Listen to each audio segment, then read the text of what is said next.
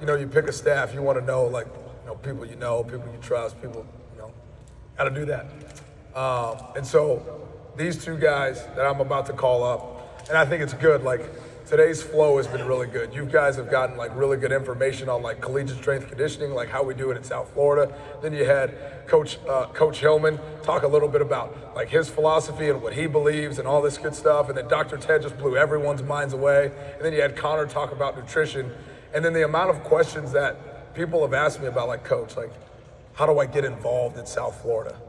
Like, both of these guys, they're going to talk about the internship process and the internship program. So you're really getting a holistic program. And the neat thing about both of these guys is they were both interns for me at some point.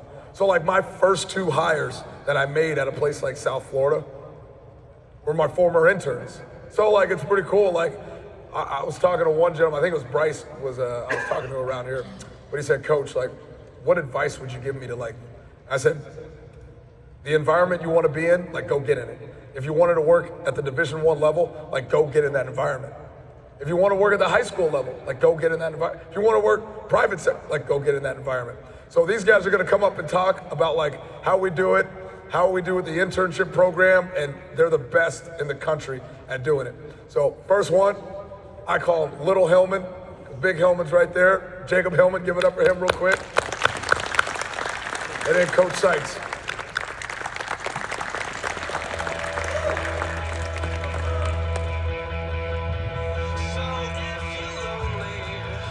All right, we're gonna get rolling here. I'm gonna let Coach Sykes go ahead and kick us off this afternoon. Man, what a guy we got right here. Jacob Hillmann. I mean, like his dad said, amazing college football player. He probably has every record at Iowa State right now. He was there for a couple years as a football student athlete.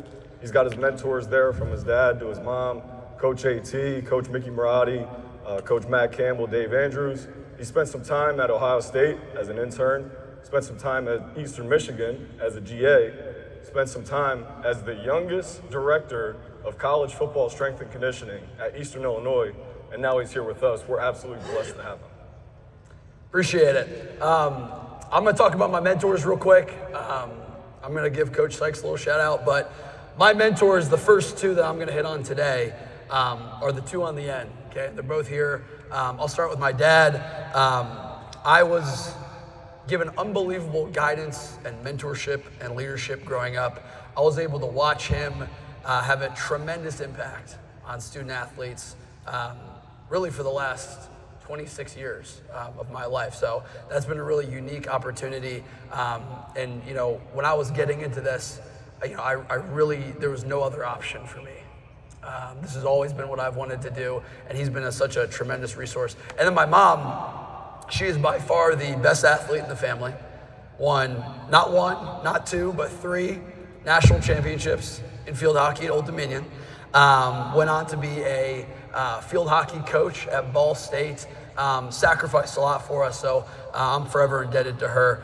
Coach AT, I just want to give him a shout out. He did an unbelievable job. Obviously, this whole thing that we have right here is because of him. We wouldn't be standing up here on this stage if it wasn't for Coach AT.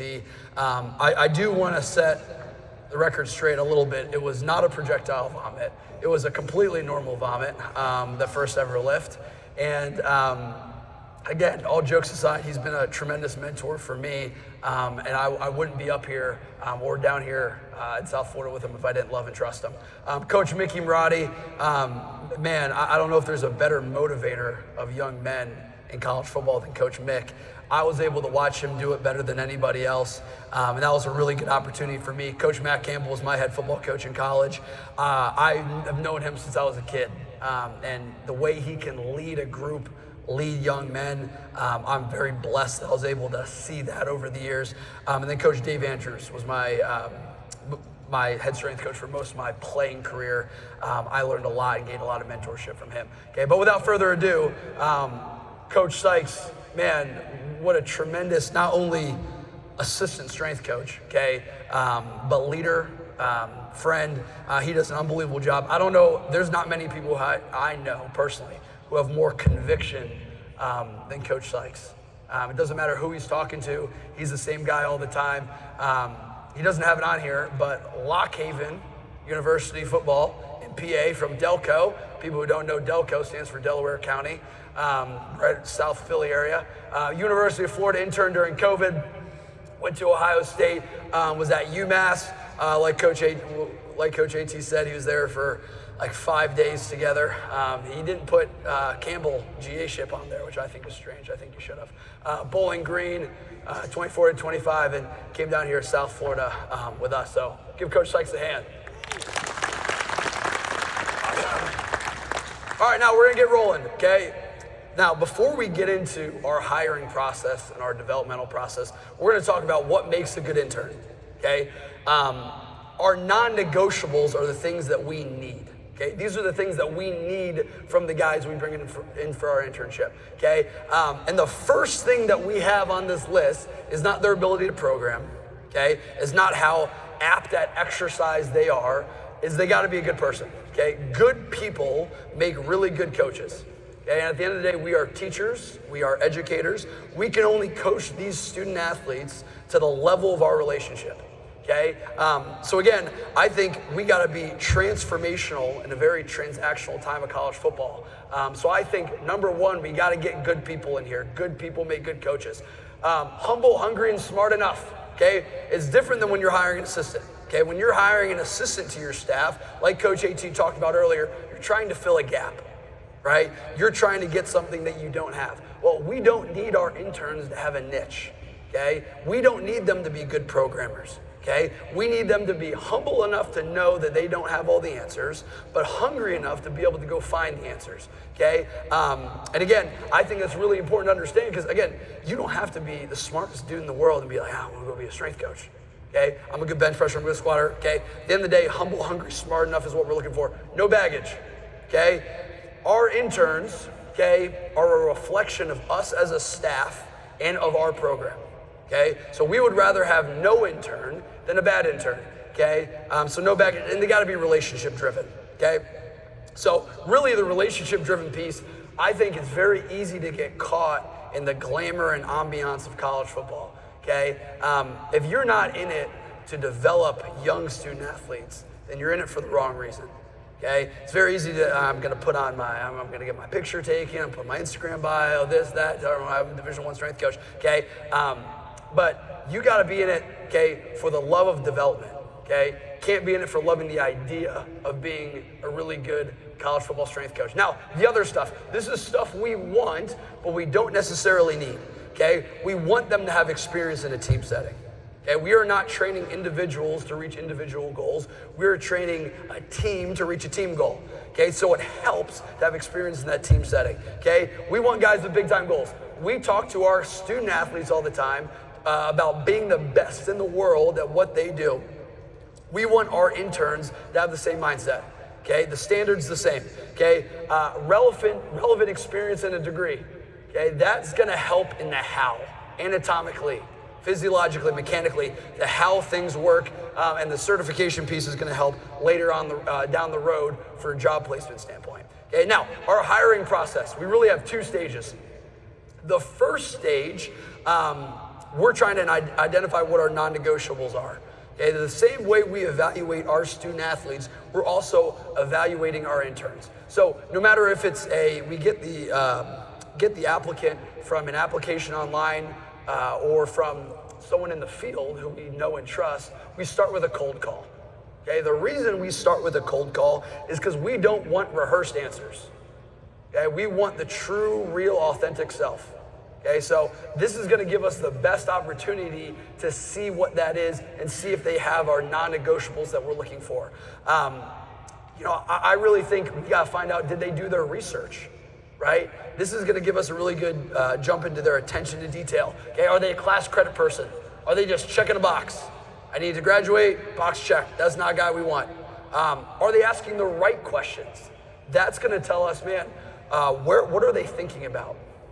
Okay, do they care about the right things? Okay, that's gonna tell us, do they have the non-negotiables that we want, and did they panic? Right? This is a very high octane environment. Okay, I'm moving a million miles an hour. Okay, Coach Sykes takes in more caffeine than anyone I've ever met in my entire life. Okay, we're going.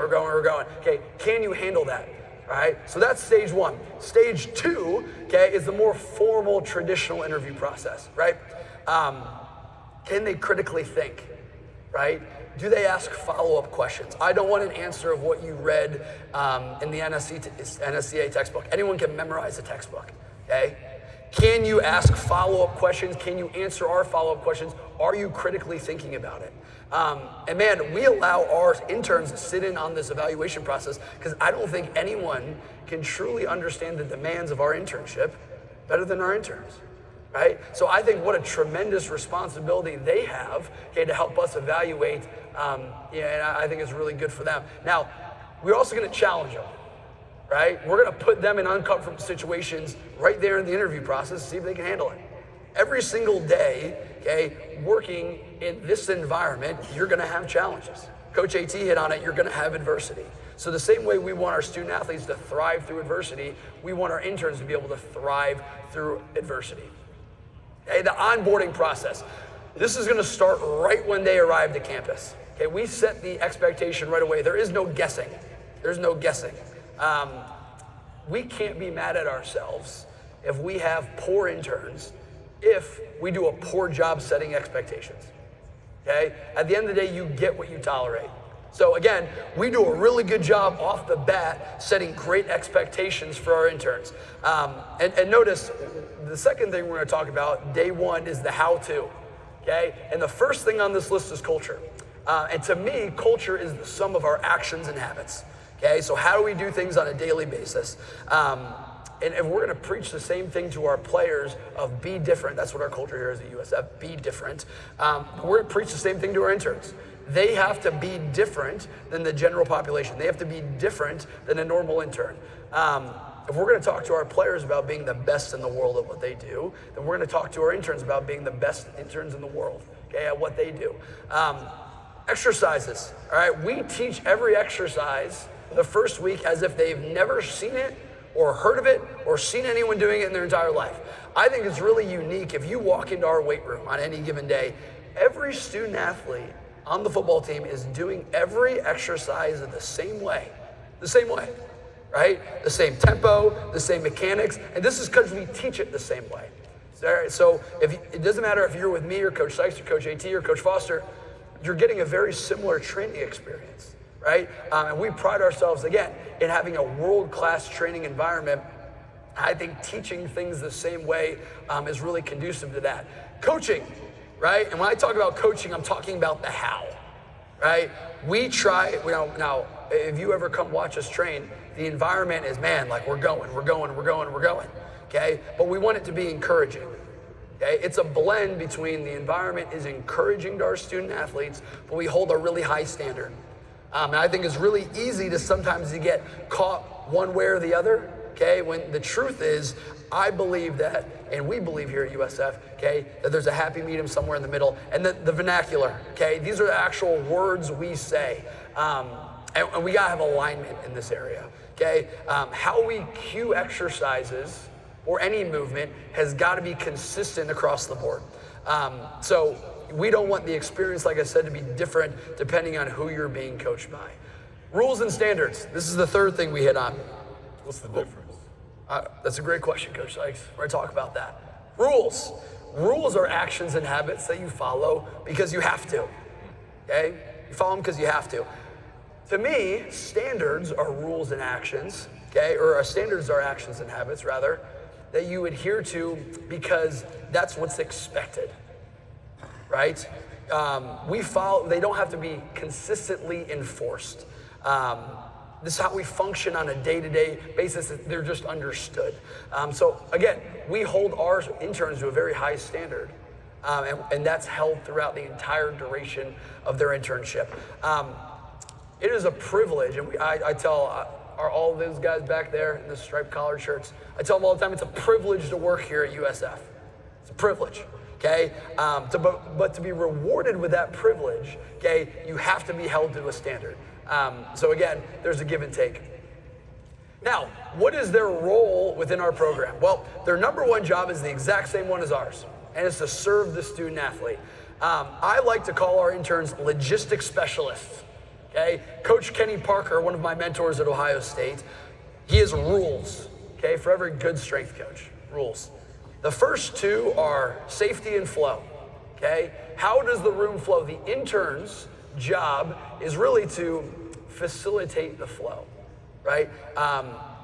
They are giving us an opportunity, okay, to make sure the day, whether we're on the field or in the weight room, okay, can flow the way we want it to be both efficient, effective, and safe. And they got to make it right, right? We have a plan on paper that looks really good all the time, okay? But again, we're dealing with 18 to 22-year-olds, okay? They're not kids, Coach Hillmann, not kids, okay? But 18 to 22-year-old adults, okay? Things can go wrong all the time, and they do. Murphy's Law states that anything that could go wrong will go wrong eventually, okay? So their job is to make it right. I believe that through our intern hiring process, the best interns are long snappers. I think long snappers make great interns, and I'm gonna explain to you why. We have 2 long snappers on our staff.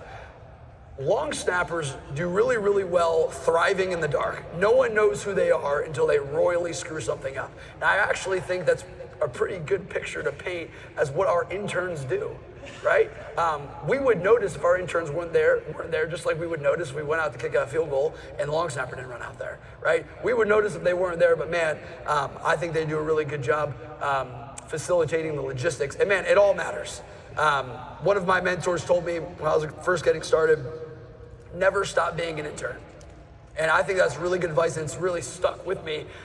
We don't ask our interns to do stuff so they can pay their dues, right? We don't ask them to do stuff like clean the weight room and clean plates, okay? Because that's what I had to do when I was coming up. That's not the reason, okay? The reason we ask them to do that stuff is because it matters. It all matters. The day that I'm too big time to mop the floor or clean the plates or turn the dumbbells is the day I gotta hang it up. And I ask our interns all the time, if I paid you $1 million a year, would you work any harder? And if the answer is yes, then you probably gotta reevaluate what you're doing and why you're doing it. Hey, going in, like I talked about in the last slide, the logistic piece, if our interns are gonna be logistics specialists, we have to be logistics specialists. Okay, so every week we have this sheet, we give it to the interns, and their roles are assigned from, man, where they're at on the field, where they're at in the weight room, to where they're at during dynamic, okay? So again, if we're gonna talk to our interns about having a really good attention to detail, then we gotta have a really good attention to detail, right? And when we first got here, Coach AT had an unbelievable point. The traditional approach to an intern staying with a coach for 1 week and then moving to a different coach, okay? We're gonna try something else. We're gonna go every 2 weeks, okay? The reason we did this is to build rapport, okay? Have the athlete or have the intern and the coach build some rapport, and I think that's been really effective for us in our intern development process. And again, as the process goes on, the interns we have to worry about the sheet less and less, okay? Give it to the interns, they see, we don't have to go through setup as much, okay? Now, depending on the day, depending on what we're doing, okay, I think is really unique as an intern, and we're gonna talk about it in a couple slides, okay, about being proactive. A lot of this setup, once the standards are established, and we talked about in the beginning, that's why it's important to establish them right away.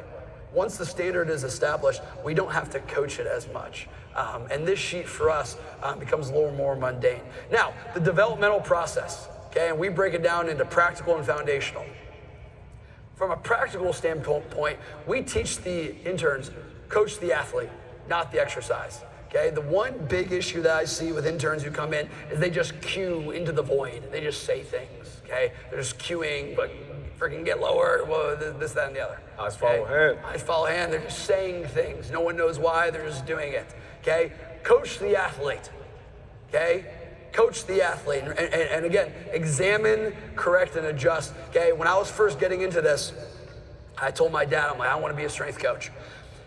When we were talking about actually coaching, he made a really, really good example. He's like, you got to pretend like you're training racehorses, okay? Horses can't talk. Can't tell you how they feel, okay? You got to watch the horse, okay? So in a similar fashion, as coaches, we got to watch the athlete. Okay, so during dynamic, if we're standing there and we're just kind of, come on, here we go, knees up, okay? how they do dynamic is going to tell you a whole story in and of itself. So I think that's really important. Demeanor and coaching voice. A lot of this comes from confidence, okay? If they're not an expert, okay, then they can't explain very difficult concepts simply, right? So again, we want to get them to a point where they're not so sciencey. Guys come in, interns come in, they just got done with school, they get really sciencey, got to explain it in a way that the athletes can actually understand, okay? And they got to learn how to lead.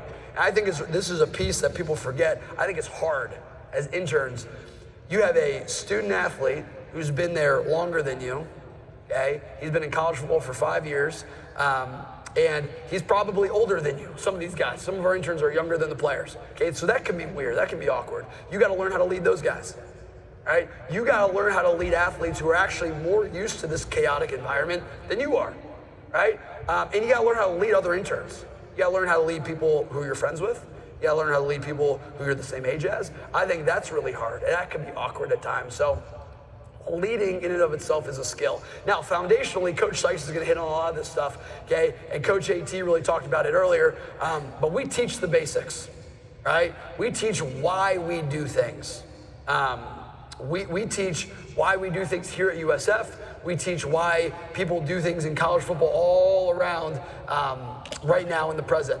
We also talk about the future. Where is the field going to go? Where are we moving as a field, and how can we prepare our interns for that, right? And then the history. I think the past is really important. The old time stuff, right? And I think a lot of stuff has changed and evolved and been built on, but the general principles of strength and conditioning have never changed, and they will never change. They won't. So I think it's really important to understand where we started, so we can learn where we're going. And then outside perspectives. There's a million different ways to train. A million, okay?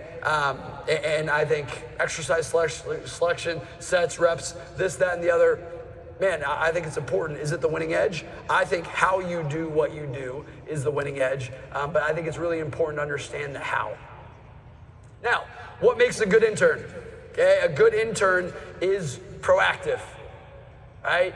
They know what's happening before it happens. Okay, a good intern is urgent. If you watch our interns, one of our interns ran to go grab the car keys a little bit ago.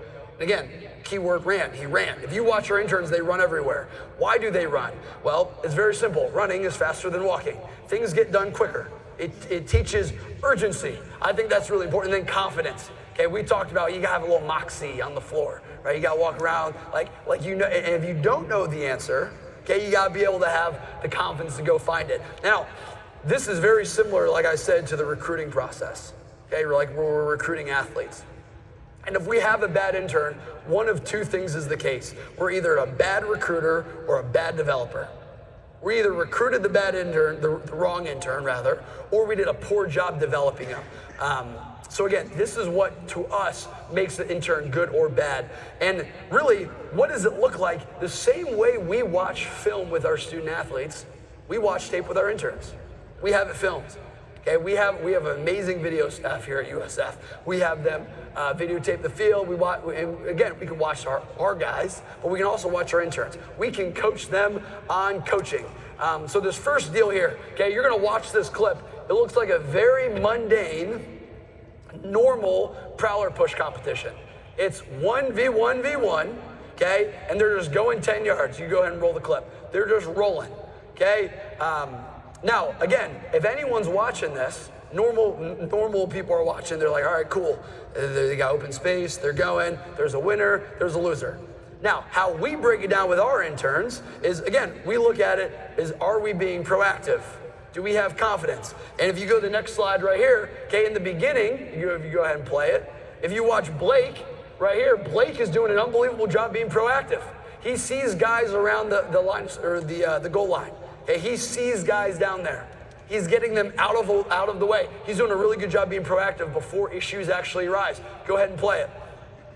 Now, how we coach is a skill in and of itself. We coaching. If you pause it right here, okay, you see we're trying to make a triangle almost. Okay, we got one guy at the end, two guys at the beginning. Now, I wish that Joseph was on the other side of this, guy, so we have all our eyes on the athletes, but again, this is one of the many coaching points we use. Okay, can we get ourselves in the correct position to coach effectively and efficiently? And if you go ahead and roll the tape, as the Prowler push competition goes, and you pause it right here, we end in the same spot, right? Blake is staying at the bottom. Me and Joseph, the intern, are flowing as we go. Now, the equation changes now when you get a fourth guy. Okay, so now we got me and Coach AT at the front. You got 2 interns at the back. Go ahead and roll it. Now, instead of starting in a triangle, now we're starting, what shape would you say this is, Coach Sykes? Some sort of box. Some sort of box, okay? Got me and Coach AT on the front. Got 2 interns on the end, okay? We got all our eyes. There's no student athlete who's not being watched, okay? We are mitigating any issues before they happen. Go ahead and roll the tape. And as it goes, me and Coach AT are flowing with the drill through the finish. So again, all of these things might look very, very routine, but how we think about them and how we teach our interns and how we coach them, I think really speaks to our development process. So that being said, I'm gonna hand this to Coach Sykes, and he's gonna talk more about how we develop our interns. Real quick, let's give a hand for Coach Hillmann right there. All right, so on average, you're gonna get an intern coming in around 15 weeks. That's the length of a semester. If you're lucky, you'll get them more. If you're able to pay them, obviously you'll get them more. So we try to break it down that it averages out to 15 weeks. And then upon that, if you stay longer, we can always find more information for you to build off of. But phase 1 is just building out a programming philosophy. You could come into this with 5 years experience or 5 days of experience, and you need to understand these things. Coach AT hit on it, Coach Hillmann hit on it, Jacob hit on it. Like specificity, progressive overload, and fatigue management, you can take that into any population, any weight room, and you can be good at programming. Now, we break it down into 3 pillars, so I just went over the first one. We are always gonna have a principle-based approach, and that's those 3 principles. Next is figuring out where to put all the pieces, right? So I need an exercise order, I need an exercise layout, I need a description of my exercises, and I need a database to log all my exercises. So when we go through and these guys, we make them program, they come in, they turn it in, they say, yeah, I got heavy bench on Monday. All right, why are you benching? Well, it's gonna make them strong. Yeah, where? How? Oh, well, let's describe that as a horizontal push, right? And now we're breaking down the full week into, here's my horizontal push, here's my upper body day, here's my triple extension, here's my lower body quad dominant movement, my squat. So now we have a layout of, okay, I have all these movements that I need to hit, and then I can just plug and play from my database with exercises. And then obviously going off of that week layout and within the workout layout, you want CNS fatigue, the CNS most demanding exercise, to be at the beginning of the week and at the beginning of the workout. We go over all those things because at the end of the day, these guys got to have a reason, right? You can't just, oh, well, this is the hardest thing I've ever done, so I'm gonna program that for my athletes. It's not a reason. You got to be able to defend this stuff in court one day, possibly, if you have to. The goals of training modalities is the next thing, and that's like working into our needs analysis. So like hypertrophy, strength, power, how it all works together in a concurrent model, what it looks like if you periodize it, how, when, where, with all types of athletes and all styles of training. So here's a quick look of like what we go through with these guys. Here's intro programming week 1. Here's a developmental PowerPoint, pyramids of specificity, and then here's us just chopping it up in the corner. The next one is our programming practice, right? So these guys have to program. They're gonna program for a team, and they're gonna program for each other. So coming into this, they're not allowed to train. You gotta earn the right to train inside our weight room. Once they earn that right, okay, well now we're gonna sit down. Hey, what do you wanna do? They chop it up, we just sit there and watch. We're gonna finish this day with calf raises. That's my least favorite thing. I'm like, why are you guys doing calf raises? Well, you guys do it on Tuesdays. Not a good reason, man. Are you guys trying to get stronger calves? Like, what's your goal here? So now we can break it down with them and see what their approach is to training. They're not just taking what we're doing and putting it down on paper.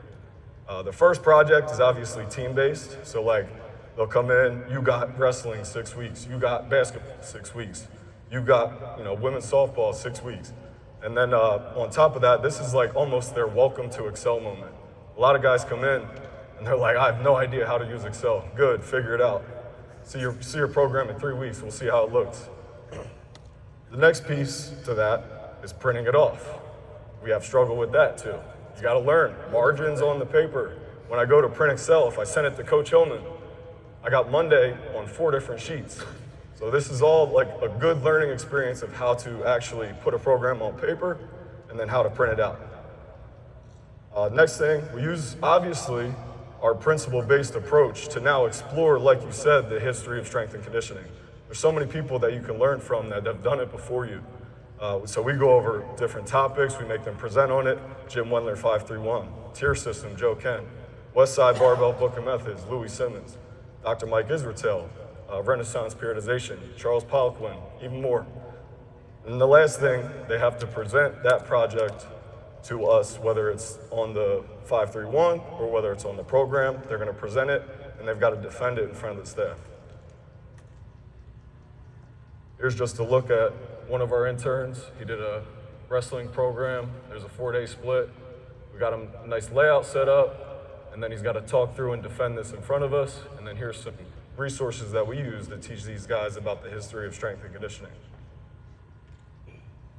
Now the last thing, phase 3. You got to be professional developed and you got to be job ready.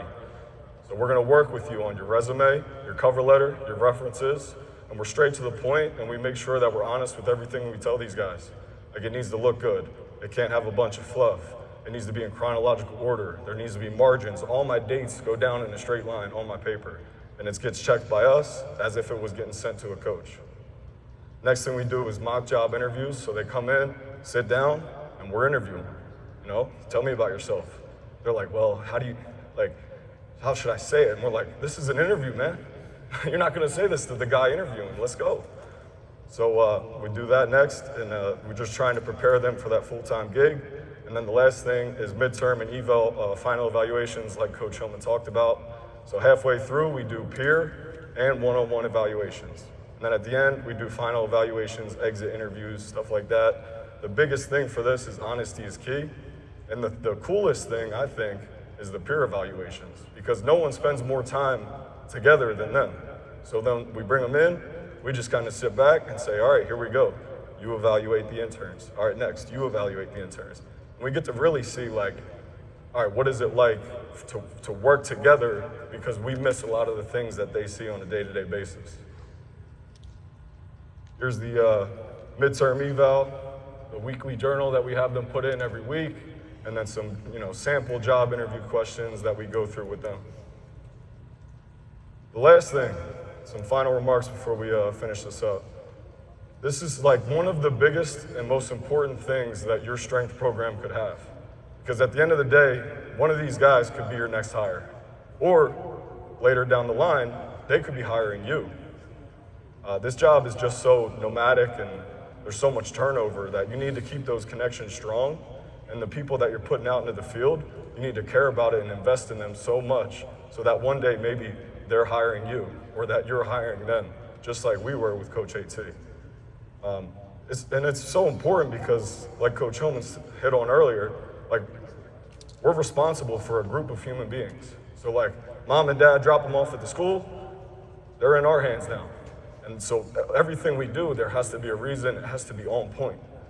And then last thing, like trust. Trust is huge. If I can't trust you to get my coffee order right, I'm definitely not gonna trust you to program for an athlete. Like, the small things matter, and everything that these guys do, we make sure that they know, like, there's so much that goes into it. And then the last thing is every day is an interview. You never know who's watching, you never know what's gonna happen. You might get your call up just from the internship that you're working in. There's always people calling us that are like trying to get guys to come out that are good interns. So every day's an interview, and that they need to work like that. But yeah, and just building off of that, one of my favorite stories about one of my mentors, Dave Andrews, I was talking to Coach Mike Gittleson I don't know, some of you might not know who Mike Gittleson is, but Coach Mike Gittleson was a long-time head strength coach at Michigan. And he went down to Cincinnati one day to go watch him train. He walked in, there's nobody around, okay? But down the hallway, there's a door, okay? It's propped open, he hears a lot of commotion. So Coach Gittleson walks down there, opens the door, and there is nobody in the whole building except for Dave Andrews and 7 women's basketball players. And he's coaching them harder than anyone he's ever seen coach anybody before. Okay? To me, that's awesome. Okay? It's easy to coach when somebody's watching you. It's easy to coach really hard when you're being videotaped or the camera's out or your head strength coach is watching, your head football coach is watching. How do you coach when nobody is watching? Okay? And that's one thing we preach to our interns. Every day is a job interview. We can refer back to anything. Okay, but every single day, you are coaching, okay, as if the most important person in your life is watching. So again, everyone give Coach Sykes a hand real quick. That was really good. That was awesome. So any questions you guys have? I know we're going to do the Q&A, but we appreciate you guys coming, and go Bulls. Go Bulls.